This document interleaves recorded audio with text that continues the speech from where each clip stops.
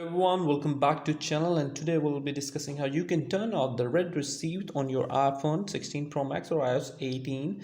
So you don't want anyone that you have read your message. What you need to do is just go to the settings here. After going to settings, scroll down and you can see that there's an option app. Just go over the app option. After going into the app option, you need to find the app messages here. Just tap on the messages app here, and what you need to do is slide down, and there is an option of read receipt here. You need to turn it off, just like in my case I have turned it off. So it will not show people that you have read their messages, and it will turn the option off for reading their messages, and they are not able to detect that you have read their messages or not. So that's how you can turn off this, and if you have any other question, just let me know. I'll get back to you.